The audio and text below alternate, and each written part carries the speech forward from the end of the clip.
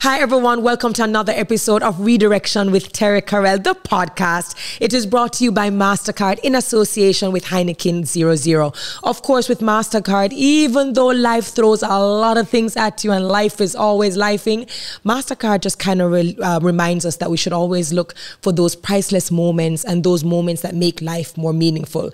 And of course, with Heineken 00, same great taste, but with zero alcohol, it's now telling you that now you can. Huge shout out to Toyota Jamaica for sponsoring the facilitation of sign language because, well, inclusion matters. And we have the great Tony Aiken somewhere around my head who will be doing the sign language interpretation for us. Of course, big up to Spaces for creating such a beautiful space for my guests. The color, everything is so warm, and all the guests have told us that they love the space. Of course, if you're just stumbling upon me and you have absolutely no idea who I am, Terri-Karelle is the name. You can find me across all social media platforms at Terri-Karelle. And of course, if you want to find out all of the other things that I dibble in and I dabble in, you can visit my website, Terri-Karelle.com. And if you listen to these episodes and you hear these stories and you can think of someone or even yourself, if you have a wonderful and amazing redirection story, please go ahead, send me an email and we will follow up to see if you or somebody you know might be the next person in the seat. Now, you're looking at quality production, so I just want to take the opportunity to big up my nice, clean, official production partner, Commercial Concepts. Thank you for enhancing this podcast in the way you have. So, of course, we have those of you listening to the podcast on your preferred podcast platforms, but we still have people like you who are watching for the very first time on YouTube, and I want to thank you. To Brescia, Go Shore Couriers, and of course, Beauty Brands by MDS. We know you guys are the ones in the background, but thank you for believing in the vision.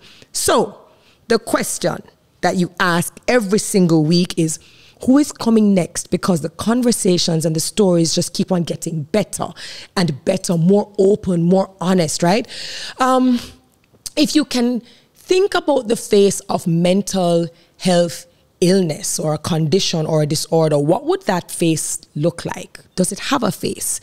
And if you could think about the voice of what a mental health advocate would sound like, would you know what that voice would sound like? Well, my next guest is someone who can tell you about her journey to self-discovery, her journey to finding out what her disorders, what her conditions were like, how she was able to manage it, and what are some of the tips, the nuggets, the advice she may have for you. She's a hard girl for dead, and she goes by the name of Tameka Coley, but you and I can call her Tami Tsansai. She is the next person in the redirection seat, and I cannot wait to speak with her.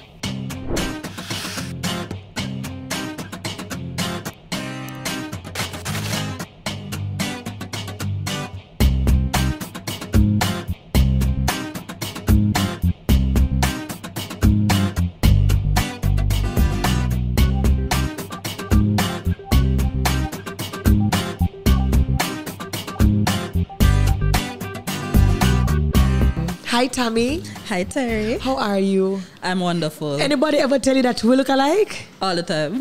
But have you ever told everyone that like you're the prettier younger sister? No, but I think I'll start now. You have my permission. Welcome to the show. Thank you for agreeing to sit down with me. Absolutely. I ran into you recently.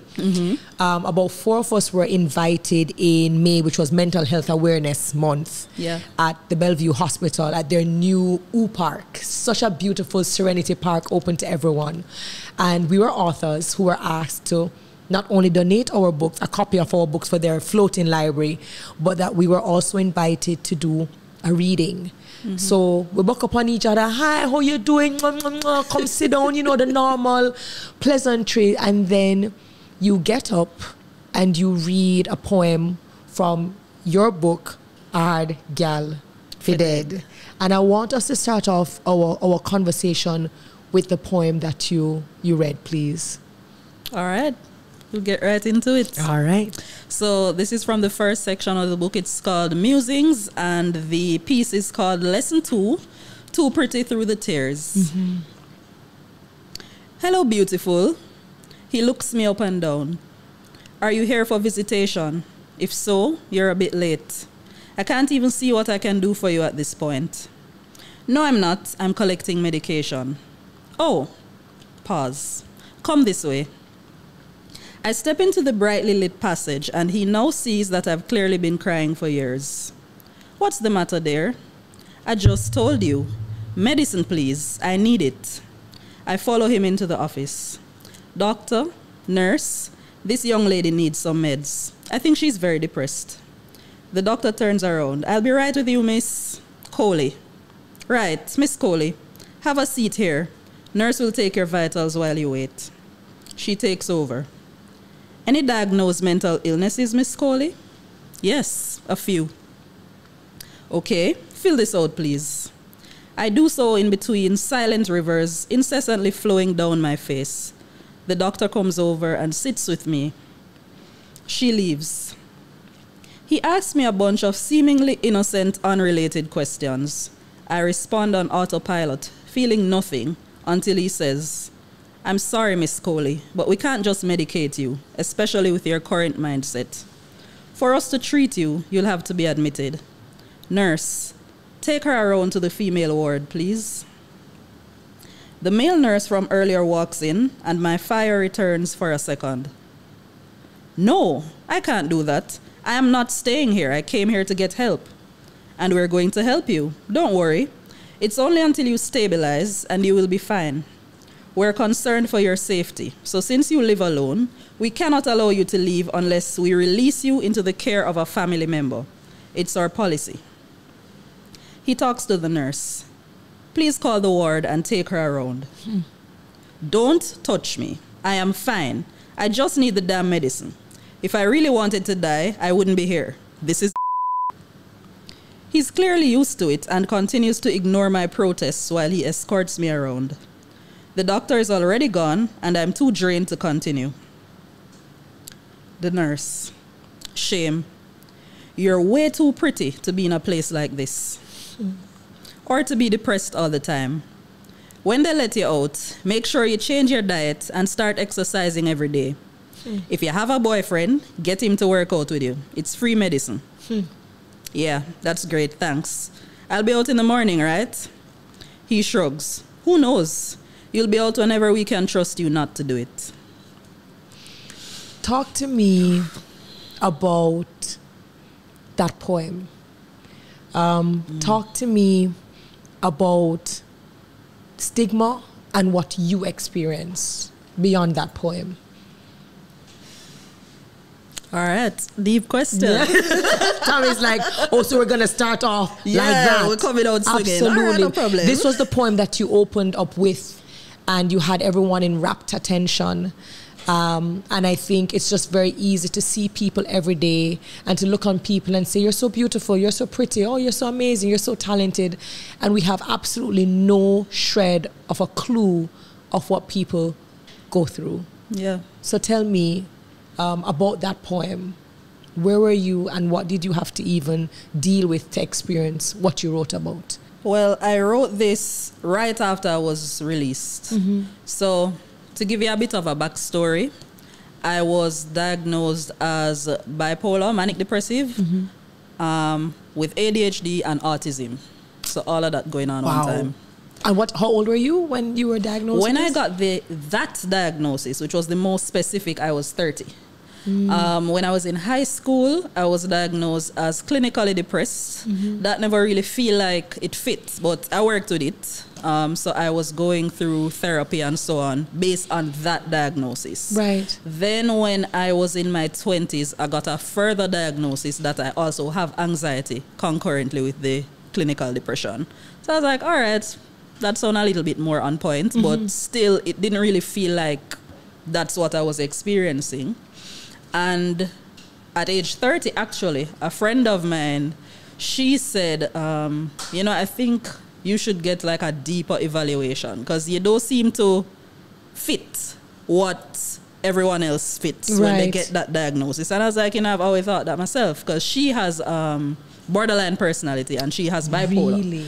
And we had similar experiences. So she's saying, well, if you don't bite, get a third opinion. Of course. Because, those people don't have to be right. Correct. And if you get a better diagnosis, then you'll actually know how to better approach it, manage of course. And that's what I was looking for at the time. So she said, you know what, your birthday is coming up, I will pay for it. Just go. And that's something that I really want to pinpoint, because support is very, very important on your mental health journey.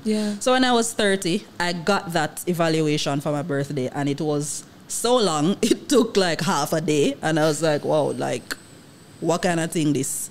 But at the end of it, I got the bipolar, I got the anxiety, the autism, the ADHD, and also CPTSD, which is... What is that? CPTSD. So chronic post-traumatic stress disorder. And that comes after years of emotional neglect and abuse. So all of that. So let me ask you this. Because if I have to go into the doctor just because I have an asthma attack, I'm just like, oh my gosh.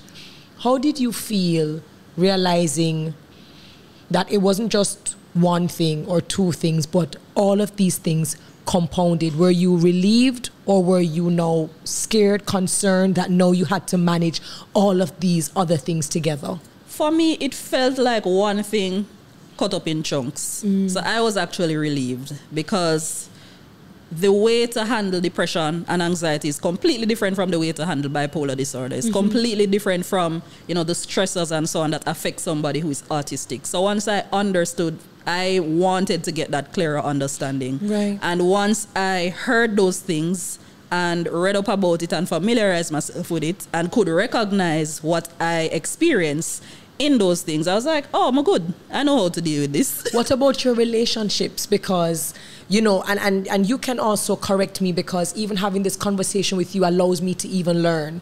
Because I think sometimes a lot of the time society misuses words. Yeah. So bipolar, a lot of us think the person goes from north to south very quickly. As to whether that is true or not, I guess I'll allow you to let us know. But how are you able to manage relationships with friends, family, people who you love, people who you cherish and adore? Do they always understand, or did they even understand you coming up from high school, continuing along into the professional world? Did you lose relationships because of this thing that's happening inside of you that you weren't yet able to identify? Definitely. So as a child, I was always described as the moody child. So people knew that for the most part I'm even keel, but it can be that I'm very hyperactive sometimes. Yeah. And it can be that I'm really silent sometimes. And it can be that my temper just flares up over something that seems small to other people, but it's massive to me. So they'll just say, oh, she's cool. She just moody sometimes. You have to just look out for that. But outside of that, she good. And the moodiness is not something, or the moodiness, because, that's not really it. Correct. But that is not something that was a constant. It was a every now and then thing. So people are just like, yeah, sometimes she get in some mood. That's not the person, right? That's not the personality per se. So that's what it was. It was seen as. People just thought I got moody sometimes, and that was it. And even in terms of being diagnosed as depressed in third form, I remember I didn't tell my family, because I just knew that they wouldn't understand it. It just wasn't something that we got. And I knew that based on how I was raised, how we dealt with things. So I instinctively knew that there's no way I could tell them this thing, because they wouldn't get it. So you were going through all of these feelings, all of these emotions. You knew instinctively that something was wrong. Like there's something wrong. You can't really pinpoint it, but you didn't feel comfortable enough sharing it. So you carried this. Did you speak to guidance counselors or anyone at all? Not willingly at first. I like how you said not willingly. Not willingly at first, but after having, some incidents at school, my best friend actually, she recommended that the guidance counselor come to me, because she was like, she's not going to come to you. So you have to find a reason to engage her in a conversation and then let her get comfortable talking to you. Because she had found a suicide note that I wrote, and I tore it up because I didn't really plan on going through with it after thinking about it. But she said she just had a gut feeling, and she went in the bin and take it out and glue it up. I'd carried it to the guidance counselor and told the guidance counselor, listen, she not gonna come to you. And I can't tell her to come to you because I shouldn't have taken this out of the bin in the first place. Right. So you go to her and just tell her that you're concerned. Tell her that you noticed some things, you're concerned, and see if you can get her to speak to you. And that is exactly what happened. And that's when our guidance counselor at Hampton was actually a trained clinical psychologist. Wow. So she gave me an evaluation and she's like, you're definitely depressed. I definitely see that. And she kind of put me, I was too young to take antidepressants because I was 13 in third form. I started high school at 10. Early. Yeah, and it was a boarding school. So the whole adjustment period, it was very rough for me, very different growing up sheltered. So I just felt like I was thrown out at sea. And that made it even harder going through just the natural hormonal changes of being a teenager. Of course. And that.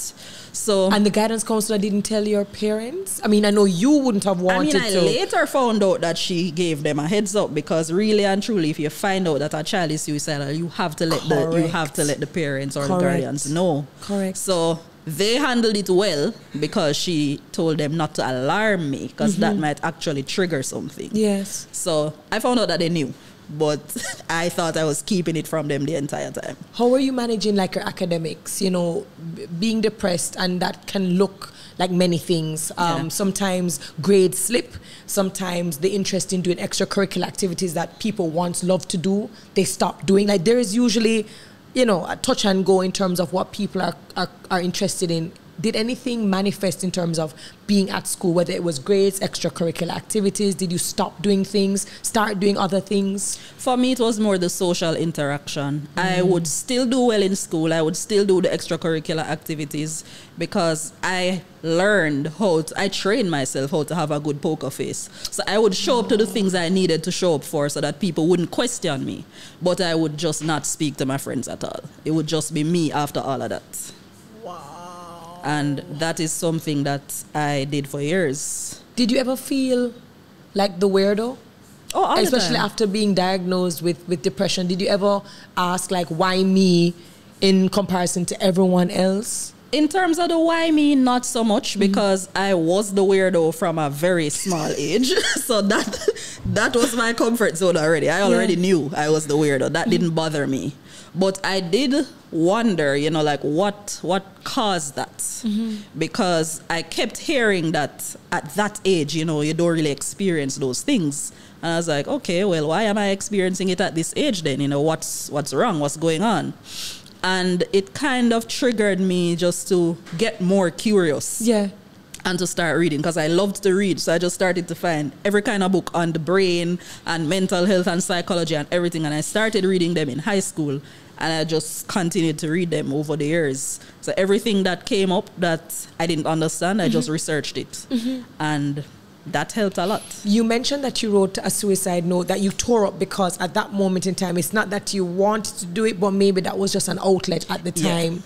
Did that change? Did that idea of, no, I don't really want to do it, did that change to, you know, I really don't think I am meant for this space anymore, or I don't think the world has anything to offer me? Was there a transition when you didn't want it to when you really did want to? Several times. The first time I thought about suicide, I was 8.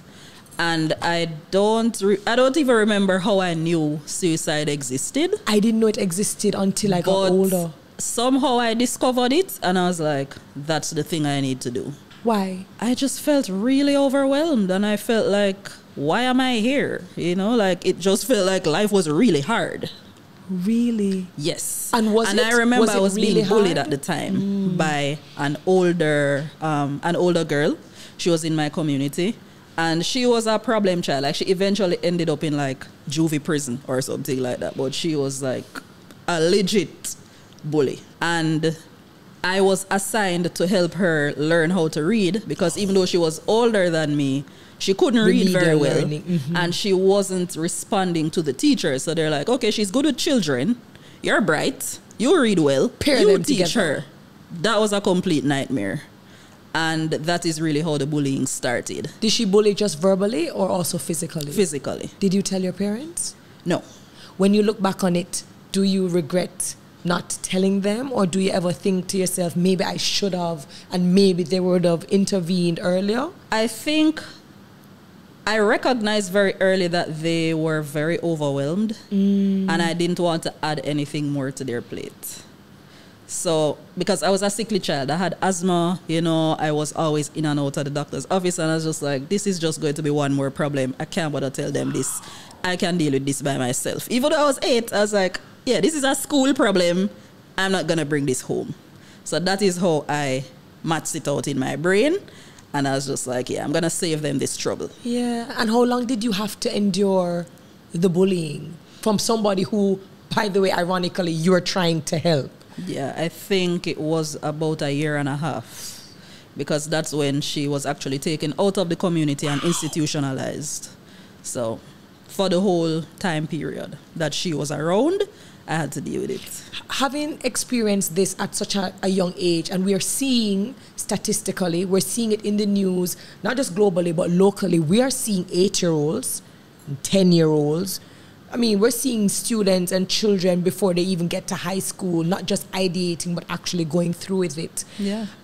Sitting from where you sit, and we're going to get into, of course, how you transition and the work that you do and the deep work that you had to do and are still doing. But what advice or tips do you have for even parents, considering you're not the first interviewee who has said this, where they felt the need as minors to protect their parents, where they said that the parents had way too much and they didn't want to add, and so they kept a lot in, and parents that may not necessarily know how to identify when things are going south. What advice do you have for them, just in your own, from your own experience? Well, I think the most important thing is to have a clear understanding of how your child is normally. Because if you don't know that, when something changes, you're not going to pick it up. It's very likely that children either are not going to tell you because they're trying to protect you, or they won't have the language to explain what is going on. Good point. So you're going to have to be very observant and very perceptive. So if you have a gut feeling, don't brush it off. Actually follow up with it. Ask them if they're okay. Notice if anything changing. I noticed for me, I think that's when I developed insomnia. Like it was very hard for me to go to sleep. It was very hard for me to stay asleep. And when I actually went to sleep, I had all these nightmares. They didn't really know why that was happening. And they thought it was because I was watching a lot of TV. Right. But it really was that. But I wasn't explaining that, so it would come out in my sleep. And that is when my sleeping patterns changed. That's also, I never really used to eat very much, and I started to eat even less. So most of the time, I think for children, it's things like, basic things like that. Eating, sleeping, playing, or grades that gets affected. Wow. Because that is really what you have agency over as a child. Everything else is your parents decide. That's true. So that's really how it's going to come out. Very good point. So you have now gotten this diagnosis. You always figured something was kind of off. You have this amazing friend who says, hey, you know what? Go and seek help, get a better diagnosis, and then you'll be able to fully understand what Tami has to deal with in order to manage it. Yeah. What was that process like for you? Now that you have the diagnosis, it's bipolar, it's ADHD, autism, and CPTSD. How do you move from that point on? And at this point in time, are you now telling your parents, all right, so this is really what's going on with me? Yes. I'm trying to remember when I told them. I think I didn't tell them until that point, until I had a diagnosis officially and I clearly understood it. Because my family is one of those tough it out and push through kind of families. We don't really have that kind of emotional intelligence to deal with those complex, dark emotions. We understand anger, we understand happiness, we understand exhaustion. That's pretty much it. That's the only thing on the spectrum. Yeah. Outside of that, it's just like, no, we don't have time for that.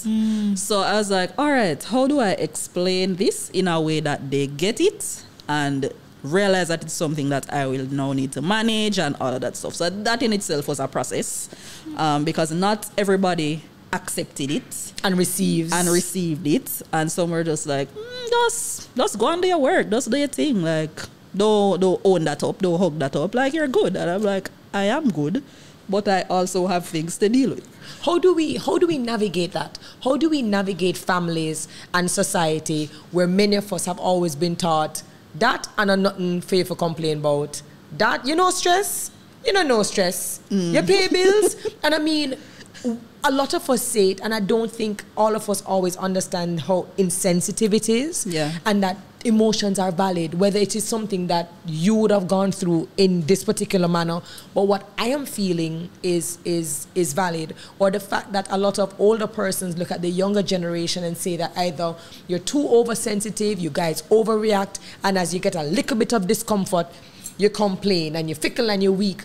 How do we have these kinds of conversations, not just with parents, but with co-workers or employers? Because these are real spaces that we have to be in. So how do we navigate these conversations where people ready for just say, are this you come about? What kind of depress you depress? After that, you know, exists. How do you navigate that with people who are insensitive, even if they don't know they're insensitive? It's always difficult, to be honest with you. It's not an easy thing to navigate that kind of conversation. And a lot of the times, after you get the cold shoulder the first time, you have to rest it and revisit it at a different time when they seem more approachable, less stressed, more receptive. I have noticed that when you're speaking to men about it, the best way to bring it across is to do it when their hands are working. So if you want to talk to them about something deep, make sure that them hands busy. I don't know. I don't remember how I figured that out. But I realized that, and that seems to work very well. Yeah. So, not like if they're deep in something, you're going to stop them in the middle. Right. Engage them in doing something and start the conversation. The conversation more likely to flow. As opposed to sitting down as a man like this and having a conversation. Say, we need to talk. That just is going to raise up the anxiety and make them feel defensive and all of that stuff. So, say, help me move the box here. And when I move the box, say, you know me, I deal with something. That's the way I found that works. Wow. And in terms of dealing with women, just kind of wait until we're in a better mood. If you see that is a high energy, anxious kind of day when there's a lot on the agenda, we don't really focus well in them kind of space there. So when you feel more calm and so on, more likely broach the conversation with a woman. Of course, that don't work for everybody. But I have found that works a lot of the time, so I tend to do that. And there are some people that you just have to have the conversation multiple times. If it is somebody you want to keep in your life, you're going to have to have the conversation multiple times. If it's somebody where you can do it out or you only need to deal with them on a certain level, deal with them on that level and don't bring it up again. I like that, and I appreciate the frankness. So and what I'm trying to do is we're doing the backstory and we're getting closer to the poem that you wrote. So you are now diagnosed. You're now managing it. You're working. Are you working for an employer? Are you in college, university? At what stage of your career or your stage, phase are you at this point? I am at a point where I can consult and freelance. So I have tried the corporate spaces, and to be honest, they're not friendly to people who are dealing with mental health issues. Either it becomes a thing of, you can't be on our health insurance because those medications are too expensive. Or are you sure you can manage the work? Even if you were managing the work fine before, but once any news of it comes in, it becomes, you're sure you can do this because, you know, we're very touchy now. You know, we don't know, they're handling you with kid gloves, and then that makes you feel weird. Or they're the insensitive remarks. You know, I had to leave one job because the owner found out that I had a mental health blog at the time, and he basically said, you just need to find a man and breed. Once you do that, you don't have nothing else on your mind. And I was like, right. So I'm not coming back here. You are kidding me, right? I am not. So the answer... We were also in the lunchroom at the time, so everyone else was around. Yeah. So how common is that? How common is it? I mean, sadly, that is more common than the acceptance and understanding, which is why a lot of people tend to just not disclose at all. And you chose to disclose, is it, I wouldn't want to say during your interview, is it that typically you would gauge to say, do you disclose it before? So you get the call. I usually don't. You don't? I usually don't. If it comes up, I address it. But because I know that I'm at a point where I'm very functional, if it doesn't come up, I don't disclose it. But what if you have an episode? That is why I used to find jobs that I could do like hybrid, because I can manage. If it's a day when I need to work from home, I just say, hey, this is a work from home day. And then I don't have to address it with anyone except myself. However, because I started with a mental health blog, and then that started to attract attention once I got into Jamhan and all of that. People start asking me to come and speak at things and all of those kinds of events. You couldn't hide that. So it would come up at some point. And then when it came up, I'd say, hey, this is the case. I still can't believe the man look at you and tell you all you need to do is find a man and breed. As if that is ever the answer for all of the world's problems. He said women are very hormonal, you know. You just need to find a man and breed. And then once you do that, you won't have nothing else to worry about. And on that note, talk to me about being too pretty. So the stigma with mental health, as we've always heard it, has always been, well, you're mad. Yeah. Without really knowing or even caring to know all of these different things. And God bless people. We know that where we are at now, we weren't at years ago. Yeah. We didn't even use the term mental health. It was just either you're mad or you're not mad. Yeah. Right? And if you're mad, you go sit down in a hospital, you get your straitjacket, and of course media and movies also perpetuated the idea that madness was madness. Now that we have all of these different answers, we still have a lot of stigma attached. Definitely. And one of the ones that you don't hear about but we know exists is the fact that you are too pretty to have mental health disorder or condition. Yeah. Sure, if you're fat, if you're ugly according to society's standards, maybe it's genetic. They find excuses where other people have an excuse to have mental health issue. But what kind of mental health issues you could have, and you're pretty. Yeah. Going back to your poem, what has that conversation and experience been like for you? Very similar to that experience at work.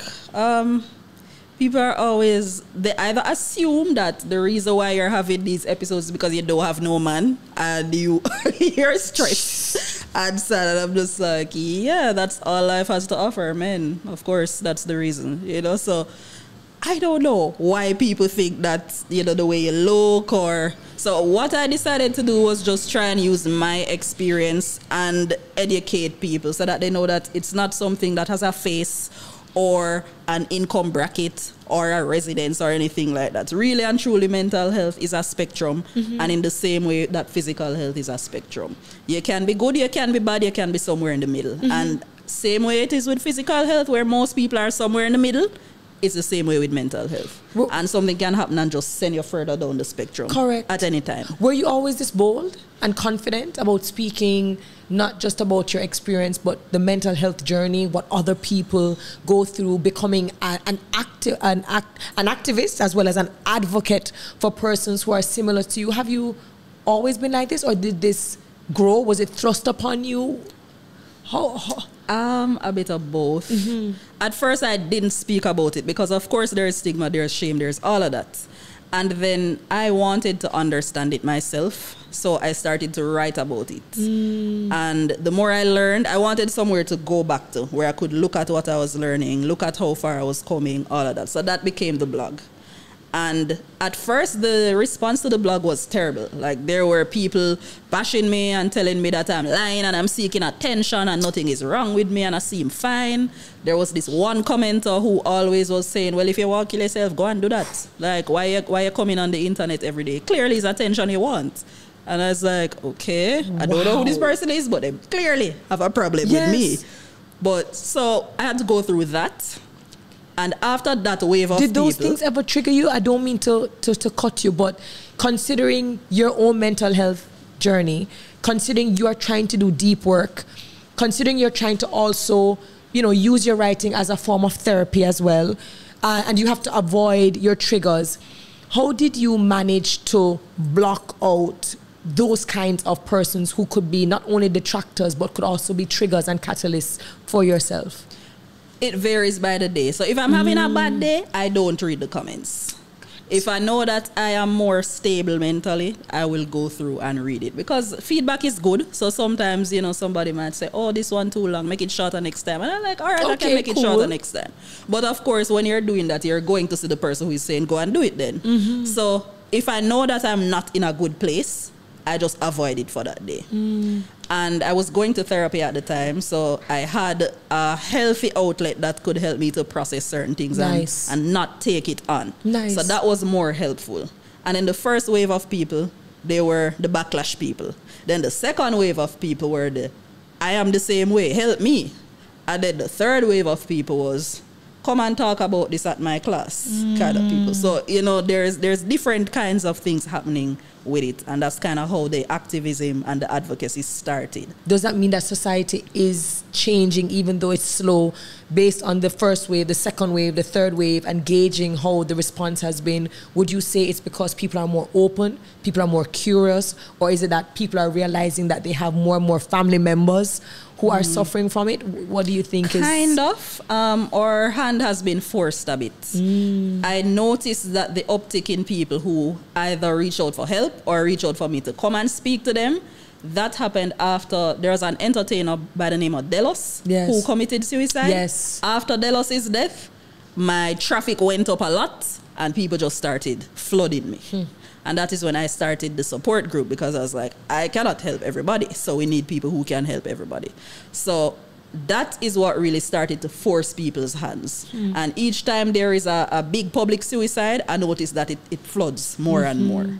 So yes, our hand is being forced. And then COVID again, where everybody, you know, all our outlets were stripped away one time. You can't go gym, you can't go to the beach, you can't go to work, you can't go to school and interact with people, you can't see your friends. So everybody's just inside dealing with their brain.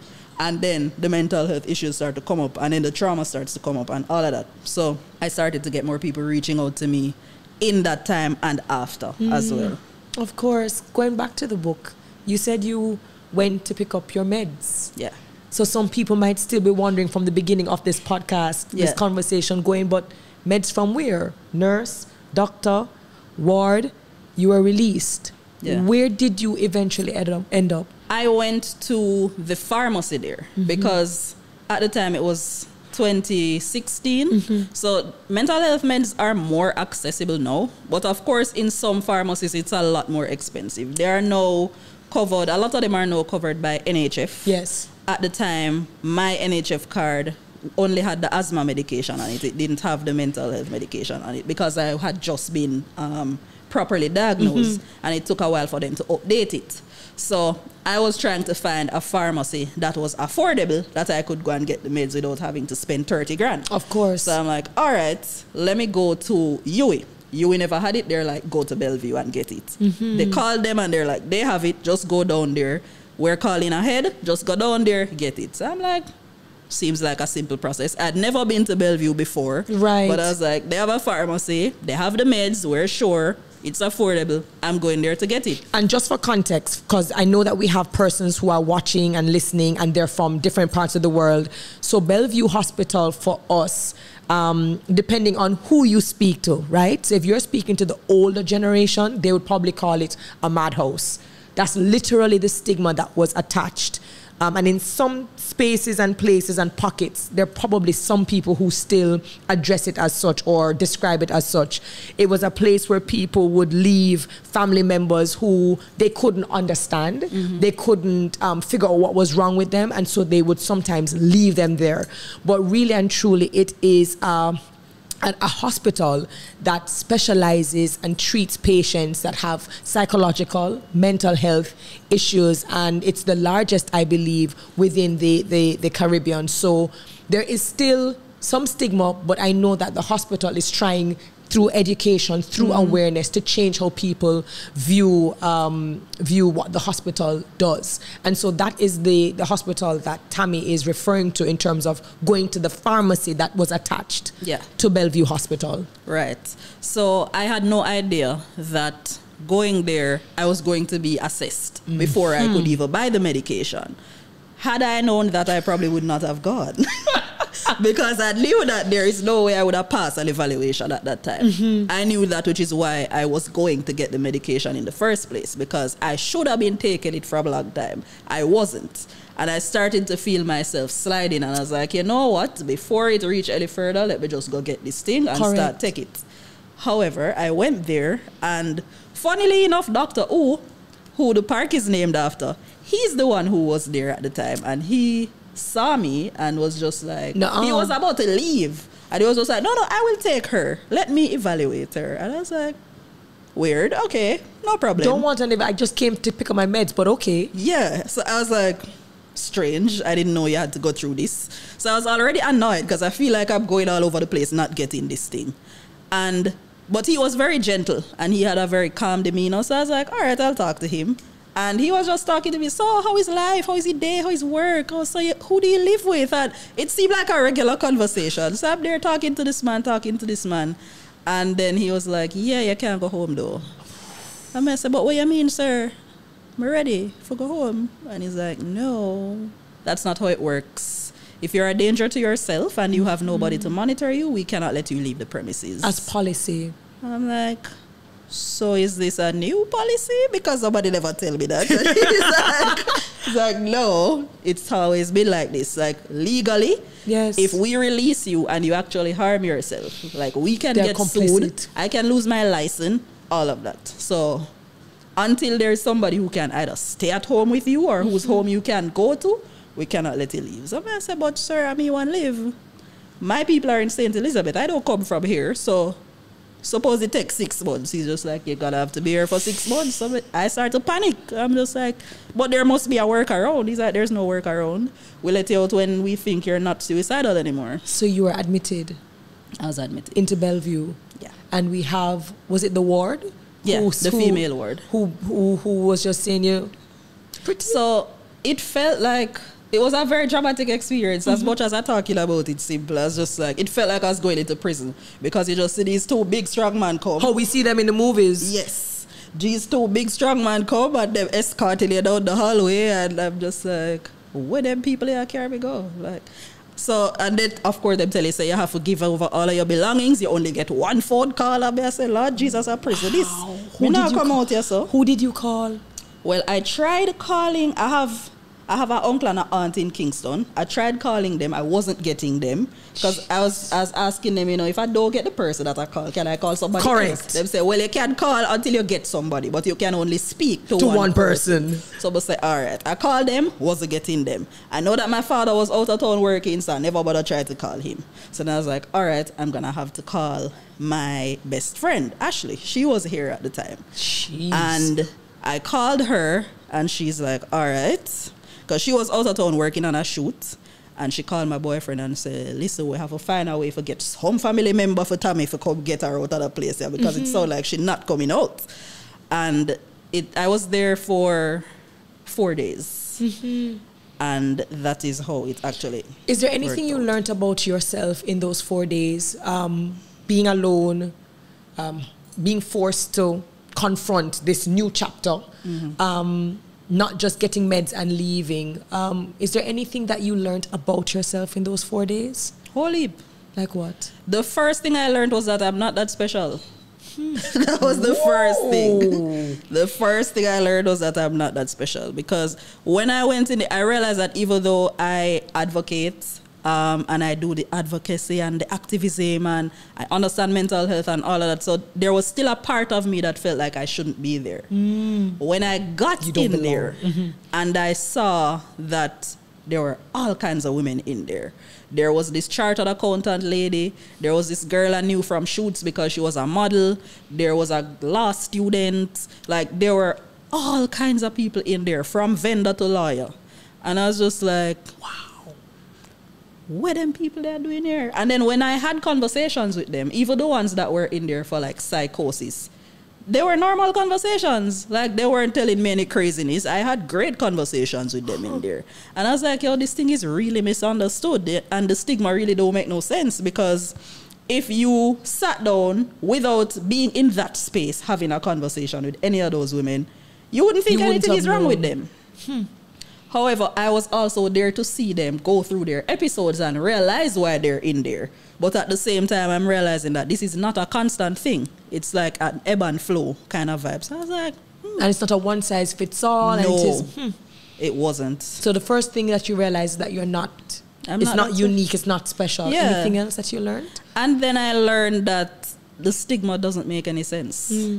So I think that was the biggest takeaway for me. And I recognize that if people didn't get the opportunity that I got to actually sit and speak to people who are going through this and realize that they're just like you and me, but just probably with more issues, probably with more things on their plates, probably with less support, you know. So once I recognized that, I was like, okay, I think I have a better angle to do this advocacy work from now, because if I didn't come here, I wouldn't see it like this. Right. Did it remove any shame that you might have still been carrying by seeing other women who are clearly performers in their different industries, categories, facets in life? Having seen them there, did it also help you to realize that, well, one, you're not alone, but that two, the shame that you've been carrying, maybe you should release it some more? Definitely. That was a big thing for me. I didn't feel any shame at all. I felt at home. I felt like I was around people who understood me. Yeah. And the shame came for me when I came out. And people were like, Bellevue, where you come from? Don't come here, so. Wow. That is when I was confronted with that. So was this from people, like family, friends? Yeah, man, people close. People close. Even the employer situation and all of that. Yeah. So again, I came out and had this wall to just a buck up in a wall everywhere I turn. And I was like, all right. So I know who to eliminate. We keep on over there, so me over here, so. And I just started to curate the space. I think it's so interesting when people, talk, especially companies. We see a lot of it, and it's a lot of washing, I call it. You have the companies that claim that they're all about environmentally friendly and sustainable, and we call it greenwashing. We have those that claim that they're woman empowered, female empowered, and it's like pink washing. There's a lot of washing going around, and I think it's interesting when you see so many companies, especially in Mental Health Awareness Month, stepping up and talking about mental health matters and being balanced and having co-workers have personal time and this time, and how, people need to take their days and take their casual days. And you have all of this conversation taking place, but then you have places that will still look at you and say, so that you take a day off for? Or they challenge and label you for having an episode rather than say, how can we support you? Yeah. Is there anything that we can do that can help you better manage? Is it that you're overwhelmed and maybe we need to take some work from you and give it to Sharon or Michael in the office? There's just a lot of performance. Definitely. I think everything is very performative, and somebody in your position as an advocate, and you represent Jamhan and different kinds of organizations that try to get these conversations to move from just saying mental health matters to actually putting in the work. What advice can you leave for persons who might be watching, who may be in leadership positions, supervisors, decision makers, people who are at the table, board members? How can they be catalysts in this kind of conversation?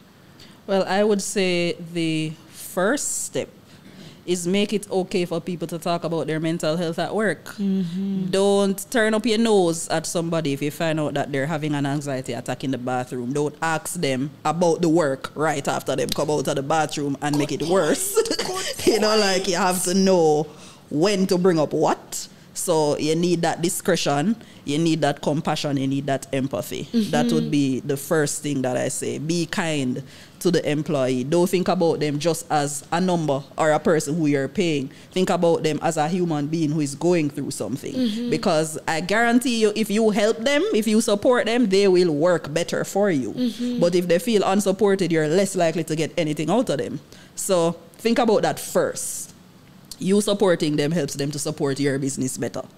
And then move from there to, how can I support them? Yes. Is it that you need the meds and the health insurance?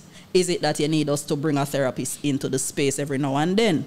Is it that you need to work from home some other days? Is it that you need to take a mental health day when you feel like it's too much for you?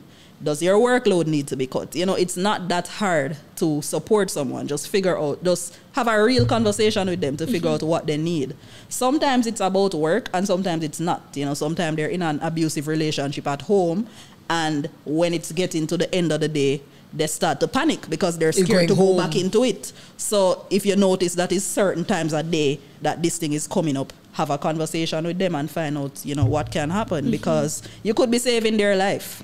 And what about confidentiality, which I understand is something that sometimes causes people to withdraw and lock up when they actually do disclose, and that information is now taken at the office and it is spread throughout. So it isn't that key persons or key leaders find out about it, but down to the woman in the canteen know, say, oh, that you have, you know, say XYZ. How do we also manage confidentiality?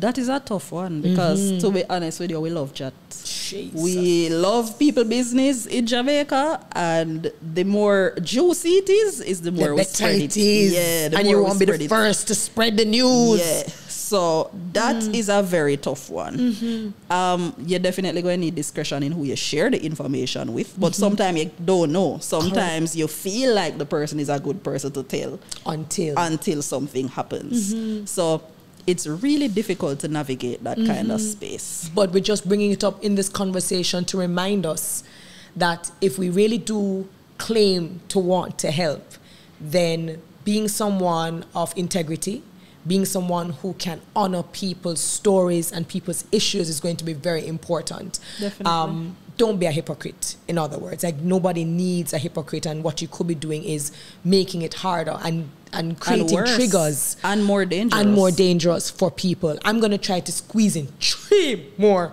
questions for you. Love. You mentioned, for example, a boyfriend. When you have mental health issues, and there are disorders that can be across the spectrum, bipolar, how can the boyfriend help? How does the boyfriend, the partner help? And this could be an answer that helps partners who have partners going through episodes. How has he helped you? And what do partners need to consider if they have to deal with a partner who is going through mental health issues? Don't take it on. Don't take it personal. A lot of the times you may feel like it is something that you did, or, you know, like that the person is withdrawing from you, or that the relationship is not doing it for them. Most of the times it's not that. A lot of the times it's internal. So separate yourself from it. Be a detached observer and approach it from that angle first. Don't immediately go in with the viewpoint that, oh, she vexed with me, or oh, she is lashing out at me, or you know, think about it as, all right, she going through this again. What me can do? So I would say speak to them about it before it actually happens, because when you're going through an episode, it's the worst time to try and address something like that. So bring it up early and figure out, you know, when you're going through this, what do you need? You need space? Do you need me to sit with you? Do you want to take a walk? You know, what are the kind of things that work for you, and how can I help you to work through those things? Beautiful. And if it is me, what do you want? Do you want to talk about it with me? Do you want to allow me out for an hour? Like, what works? So communication also helps. And also, for people who are suicidal, I would say, I always encourage the people that I counsel and my friends and so on to have like a code word, because it's still such a touchy subject, and it's difficult to bring up, and it makes you feel really vulnerable to go to somebody and say, hey, I'm thinking about doing this thing. So for me, I came up with this thing, and I just said red banana. Just it's weird. People don't see red banana all the time. So I've never seen a red banana. Exactly. So I told my friends and my family, and I said, listen, if I text you red banana, this is what is happening. Yes. So you know, so it is a crisis mode. Yes. So that way I avoid feeling that inner shame of coming to you to speak about it, and you avoid questioning me and further triggering me about it. You understand right away what is happening, and I understand right away that you are somebody who is willing to help me. Yeah, and is it fair to disclose to someone who might be courting you, someone who likes you, is crushing on you, who's interested in you? How does someone with mental health know when or how to disclose without the fear of person saying, lad, I'm a mad girl this. Now I'm check what myself become, I don't know what I go. You know, how do they know, and how do you even navigate when to disclose to someone who you may really like and who may like you in return?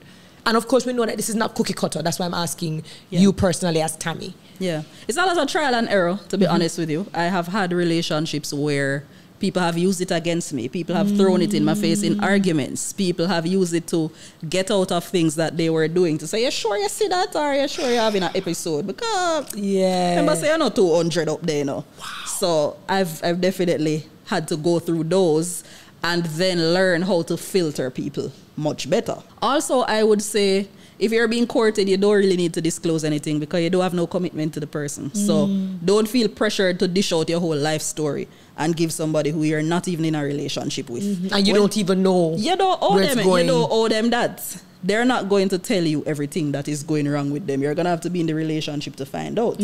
However, when you get into that space, you can say, hey, this is something I deal with from time to time. This is how I manage it. These are the tools that work for me. If you're a suicidal person, you can say, this is who you can call. This is where I usually go, whatever. If it is, you know, bipolar or personality disorder, one of those things that takes you out of yourself to a point where you might need somebody to step in, give them the tools so that if you can do it, them can come to your rescue. Beautiful. Thank you very much. The last two questions for you. You've been through a lot, ebbs and flows, ins and outs, trying to figure out who you are, how you fit in this world, how you serve in this world for others as well. What do you think is one of your most priceless moments, an experience that has made your life meaningful? Ooh. Ooh. Tami's like, whoa, you hit me with that one. Yeah. Very good question. I think there has been more than one. There was, what was it? I think it was the Commonwealth General Secretary came here to have a meeting with government officials and entrepreneurs and so on in the space to talk about, you know, what the CARICOM budget needed to be about. And I noticed there was no mental health anywhere on that program. And no stakeholder was invited, nothing like that. It was all finance and tech and all kind of thing. I say, but none of these people can go to work if everybody mad out. True. I am going to this meeting. So I just dress up like I was supposed to be there. And we just pass the person at the door. We not sign in because I say we can't sign in because we're not supposed to there. So I went in there and I was like, what is the most effective way to frighten these people so them can put some money towards this thing? Because I was really overwhelmed and frustrated because everybody was coming to me. I went on Smile Jamaica for Jamhan and they put my email address there. And it was like I had to close that email because there were hundreds of emails coming in. And I said, no, man, we clearly need to deal with this issue. So I went to that meeting. And when they said, any questions, I just jump up and said, no, but I have a presentation on mental health. And I just went up there and I just read all the statistics to them. And they were just like, wow. We did not know this. I said, yeah, mental health needs money. Thank you. It takes cash to care. Yeah. And so that was... Big ups you. That was a big one. That was a priceless moment that I would not have even thought was even possible. But I admire your chops.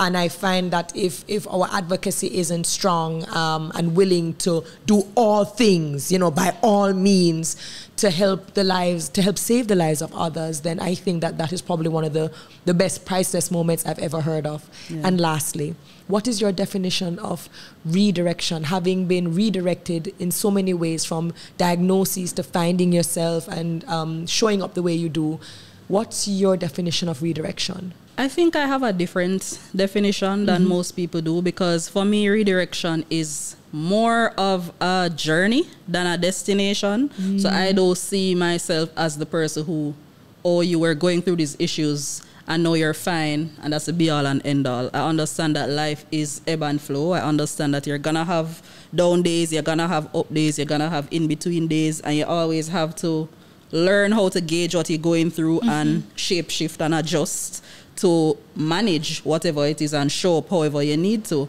and just be consistent. And a lot of times people think that consistency mean you're giving 150% all the time, but really it mean if I have 150% today, that's good, and if I have 30 tomorrow, I'm still going. And if I have 5 the next day, I'm still going. And then the next day I might have 70. And I'm like, all right, this is the best for the week so far. And then the next time again, it go back down or it go back up. And so it's really just showing up all the time. No matter what life throws at you, just keep showing up and keep adjusting, because you have to just roll. I appreciate it. What's the song? You lick him down. You pick him up, you lick him down. You pick him up, you lick him down. Him bounce right back. What a hard man for dead. Well, you, Tami Tsansai, her name is Tameka Coley, but, you know, she goes by Tami Tsansai. Thank you so very much for being frank and candid, and for showing us a different side and a different face, literally, of what of mental health awareness. And I would suggest, of course, anyone out there to pick up a copy of her book. I thought her poems were very thoughtful, very open, very honest, very sensitive, and it gives you a better idea, especially if you're really trying to actively learn how to show up for other people and to understand how to serve other people. I think it is a great resource. And speaking of resources, what I'll try to do is I'll try to get some resources for Tami, so that at the end of this episode, we'll throw it up on the screen so that you can have an idea of what your resources are in case you need help, or in case you know someone who may need the help. Thank you for watching. Thank you for making it another episode of Redirection with Terri-Karelle. Thank you for sticking and staying. If there's any part of this conversation that resonated with you, please let us know in the comments. Let us know in the chat. Leave us the ratings and the reviews. And of course, share. Sharing is not just caring, but sharing allows the community to understand more, so that we can be a more informed, more educated, and a more compassionate society. Again, use the hashtag TK Redirection so that other persons can join the conversation as well. So again, thank you so very much. Thank you for being a hard gal for dead. We will see you guys next week. Take care.